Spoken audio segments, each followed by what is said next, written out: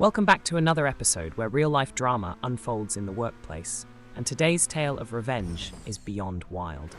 Strap yourselves in as we explore the explosive story of a tech employee who turned the tables on a toxic manager, a tale filled with tension, confrontation, and a quest for justice.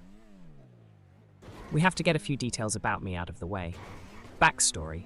TLDR, do not fuck with me. I'm blunt and stubborn. Also, I'm better at my job than you will ever be, so just get over that now. Also, I hate my career field. I work in tech, but I'm not going to be more specific than that. A note on the stubbornness. I am the most stubborn and blunt, rude if you push me, person you will ever meet. I expect everyone, doubly so for management, to do the right thing, even when no one is looking. One of the things I have learned is that narcissists and sociopaths cannot fucking stand me. They will actively melt down if they work with people like myself. Those people thrive when people have to be nice. The exception to my stubborn bluntness? If you work under me, I help everyone working under me with everything they need 100% of the time, and am super friendly unless they give me a reason not to be. I treat people under me, in terms of technical position and in the company's hierarchy, like royalty, and the people beside and above me like, you should be at least as competent as myself, no excuses. Example, if you lie about me, to me, well, I had better be getting an open and public apology to the people who you lied to, with admission of guilt, or I'm going to make you fucking regret it. Best not be treating anyone else below you bad either. Lots of managers have a problem with this for some reason. Don't want this to happen? Don't lie. Now with that said, I have a constant wave of job opportunities. Every company I've ever worked for, including the one that fired me, begging to have me back at a higher pay rate than what I made when I worked there. Actually about 25% more than the highest pay in the country I live in. So I'm not in any position to care if someone is going to fire me. Now that's out of the way. At my current job, I've worked here for about 2.5 years. I took this job because it was going to allow me to have the time off I wanted, about 35 days of PTO, and 10 weeks, first 2 unpaid, of vacation time. It's a long story, but basically I need the time off. I was hired in at about 50% of the standard rate of pay for this reason. Contractually, I can take this time off anytime I want. I could, if I so desired, leave work midday and go on vacation. When I first started the company, laid off every other IT guy after about a year, aside from 2. Those guys are mostly there to cover me, leaving suddenly, and if someone needs to pull something while I work on something else. My previous manager actually recommended me to manage the department, but I didn't want to take it, so the company gave me an open door to take said position anytime I wanted, and they would just demote anyone in said position. This is where sociopath comes in. To manage. First day, he pulls us all, my team plus 1 more, into a meeting and talks about how he's a nice guy, but is going to drive us to work extra hard. This is where the first altercation occurs. Yeah, how is that the case? Other team is purely reactionary and our team has literally no issues inside the company, and 100% of our work is completed at nearly 3 times the rate of any other business in the area. We will hold questions for private meetings. Okay, fair enough. He pulls me in, and the first thing out of his mouth is to yell at me, "I never want you to question me ever again." I was honestly stunned. "Excuse me. You will do what I say when I say. Now get out." He wraps up the meeting by saying, "I'm really glad to have gotten this job because I cannot leave this town due to the fact that I am obligated to watch my kids half of the year, so I can't wait to get to know all of you." I immediately went to HR as soon as the meeting was over and explained the situation. Thing is, HR is the guy who hired me, and we like each other a lot. He tells me, okay, well, unfortunately, it would be against company policy to fire him this quickly. Also, I have to take his side of the story first. He didn't yell at me after I went and spoke to HR, but called me in and said, "Listen, they are telling me to apologize to you, and that's just not going to happen. I'm your boss. It's my right to treat you how I see fit. I didn't realize you were a rat, but now that I know that I'm afraid that I am going to be extra hard on you. Better do what I say, or it's your job." I replied, "It's not your job to yell at people, and maybe you should understand that. If you were half as competent as you want to seem, I don't think you would ever have a reason to yell at anyone. Also, if reporting behavior that is against company policy makes me a rat, then being a rat must be a good thing. He just yelled, "Get the fuck out!" and pointed at the door. I replied, "I'm afraid I'm going to have to go to HR again about your behavior if you don't apologize now." Which I did. The issue? Well, I live in a one-party state for recording conversations. So I recorded said conversation. 3 weeks later, and HR has decided to keep him on because we are still way ahead of everyone in terms of metrics. Since then, my team and the other team has gone from loving their job to hating it. Everyone is reporting to me that he is screaming at them constantly, but only in private. He doesn't even speak to me. The way he is treating the guys under me is what was really getting to me. They are his employees. He should not be treating them this way. I hate to use a quote from The Office here, but Michael Scott is 100% correct. A manager is not here to hire and fire, but to lead and inspire. Now, we are supposed to have certain metrics passed down to us by management, but he has decided against that to keep morale up. However, I knew what he was up to, so I went to my friend in HR and didn't tell him that he wasn't sending me the metrics, which he is required to do as per company policy, and had him send me a copy of everyone's metrics early, but keep it on the down low. So he did. For several months, I told my team and the people under me, just hold out on quitting. He won't be here for long. Trust me.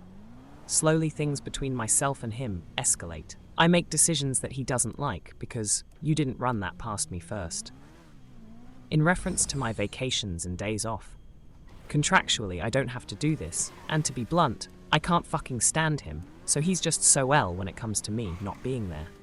This leads to several times of him trying to scream at me while I sat there and was 100% calm and patient, but blunt and moving in my position that I can take leave whenever I want contractually, and he's just going to have to get over that. One of the things I specifically remember him yelling at me the last time: "You will do whatever I tell you, whenever I tell you. If I throw a ball and say fetch, you will fucking retrieve it. Do you understand?" At this point, I lost my patience and said, "Are you done yet? Okay, great, you're going to listen to me now. You are hands down the worst manager I have ever worked under. You are unproductive and the least competent. The other two guys' metrics have been falling since you have been hired. Him, because your dumbass never listens to me. You are the problem here, not me. Get out." Are you done? Because I think you are going to want to hear what I have to tell you. Your absolute childish behavior is unacceptable, and I don't think that your supervisors or HR are going to appreciate how you have treated myself or this. At this point, he gets up, grabs the chair in which I'm sitting, and literally rolls it towards his door, screaming, "I don't have to fucking listen to a dipshit like you. I'm the boss. Do what you are told." I replied, "I hope you know this can be considered assault and battery." Him, "Shut the fuck up," and he promptly rolls me out of the office. Now here is the thing. Before that meeting, I said I wanted an HR rep to sit outside of the office and listen in. They said they couldn't do that, but would place one in the meeting. He was late. He overheard he last "shut the fuck up" just as he rolls me out into the hall. He then proceeded to look up, see HR, and start sweating bullets. Him, "Oh, we were just joking around." Looking up at him, "No, we weren't. He was just screaming at me and insulting me for no apparent reason." He looks down at me hard and says, "This team always jokes around. I mean, it was just a joke." I then pull out a small recorder and looked at HR and said, "Well, given that you missed the meeting, I think you should just review it here on this tape, as this is just a joke." Apparently, performance reviews are just a joke around here now. HR insists we go over the performance review. He pulls his copy out and begins going over the metrics on it, talking about how bad of an employee I am. As soon as he finishes, I look at the sheet of paper he is going over. I pull the metrics that my buddy in HR sent me. No, I'm afraid this is all wrong." He looks at me. I'm sorry." "Oh yeah, buddy in HR sent me my metrics independent of what you sent me. In fact, and I can't believe you didn't know this, all of the metrics are reviewable by any employee at any time if they make an inquiry. Actually, you have failed to send us any metrics at all, as is your job to do weekly. The HR rep then looks at me. Is that all? Me, yes. HR rep. Okay, I think we are done here. He requests that I stay. I look at him and reply, no, I'm afraid I'm done listening to anything you have to tell me. Afraid I have an appointment to review your behavior with HR. So, HR and myself review the tape and their jaws are on the floor. HR buddy apologizes to me. They ask me what I think should happen, as I was the one who was originally up for promotion. I explain that he should not only have to write a letter apologizing for his behavior in email form, but also apologize to all the teams under him in person at one time. Just after they send an email to him, I drop by his office and say, hey man, don't worry. I didn't let them review that tape. He sends an apology letter and tells me that you are on my good side now.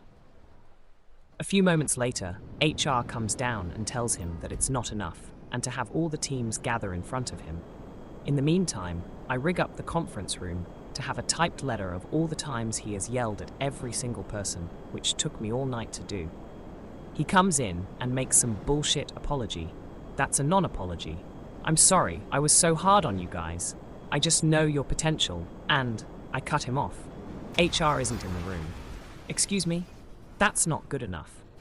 I'm afraid you are going to need to apologize for your actual behavior and not give an apology that sounds like, I'm sorry I was trying to help you and you didn't like it. No, I'm afraid you are going to need to actually apologize and admit to wrongdoing and tell the actual truth. At which point, he visibly starts to get angry. I am apologizing! Okay, go on. More non-apology, with him being obviously fake upset. I press play on the slideshow. Okay, since you didn't get the message the first time, we are going to go through these individually. On December 11th, 2001, you screamed at Robert Robbington, wherein you failed to give him a review and simply called him a dumbass. I continue. You need to repeat these words exactly if you want to keep your job. Dear Mr. Robb, I apologize for being overtly hostile and rude. I apologize for failing at my responsibilities as a manager to both you and the team. I understand I have a problem with anger and am willing to seek help with my clear lack of empathy for other people. As such, I will be signing a document admitting fault, under the circumstances that I ever hit you again. I want everyone to know that I would be 100% at fault, and you would not be. And proof of my misbehavior towards you, as proof of my honesty in apologizing, 2 witnesses will be signing this document.